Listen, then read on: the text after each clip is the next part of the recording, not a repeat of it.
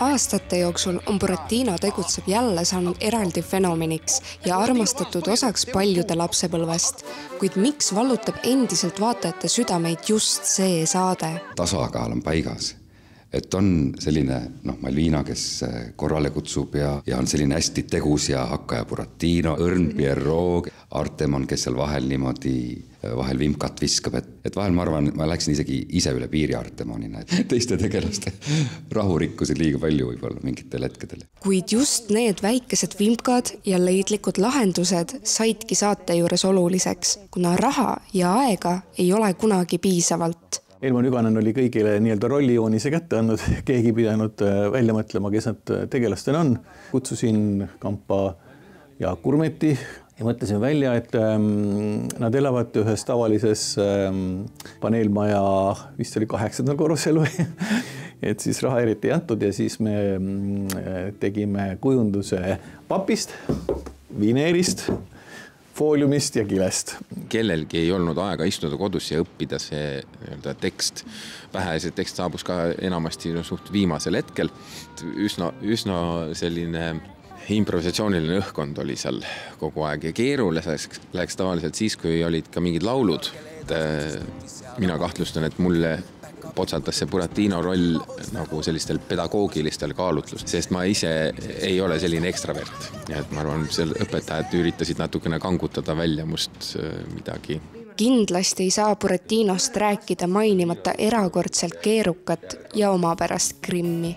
See kleebiti mulle ette, aga iga kord tuli teha uus mulaaž, et see juba nõudis aega, siis kõik see nii-öelda ära värvida, siis parukas kõik ühtlustada, et see oli tõesti aega nõudev.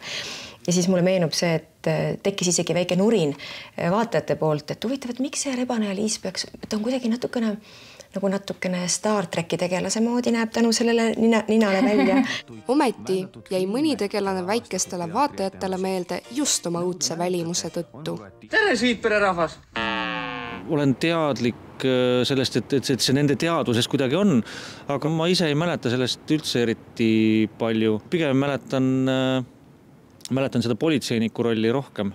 No siis isegi sõnad meeles, et sina oled varas, mina olen võmm. Mul on vöö peal püstol, see võib teha põmm. Ühest sellisest plastikust jäi üks junn alles ja mina ütlesin, mis kaanipüüdis olen, et paneme sulle kaani siia. Kusjuures, kui suures plaanis vaadata, see oli väga lõbus, tal oli naerusuu. Siis tuli ükskord Margus ütles, äkki see kaan on liiga palju. Ma ütlesin, vaata, mine Margus, vaata, mis lapsed multikaid vaatavad. See kaan on kõige leebem asi.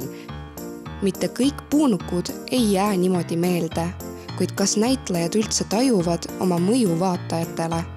Huvitav, et tänapäeva lapsed ütlevad mulle moodsa sõnaga, et Malvina on täielik peorikkuja.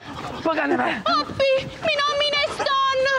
Tegelikult on igal vist tüdrukul ja naisel temaga päris lihtne samastuda, sest et ta seisab nii tulihingeliselt oma väärtuste eest, mis on tore. Väga vähesed näitlejad on saanud proovida, mis tähendab elektri osas üles astuda. Elekter läks ära, ma mäletan, aga mis seal edasi juhtus, aga ma ei mäleta küll ausalt öelda. Aga kui minu generatsioonile või minust noorematele öelda kõige suurem sõber, mis on ka tänapäeval lastele, et siis kohe seal tekib ju kohe selline üks tunne sellega seoses, et ju siis selle Buratinoga on midagi sarnast, et mäletatakse sarnased või kuidagi, mis on kuidagi nagu liitnud inimesi.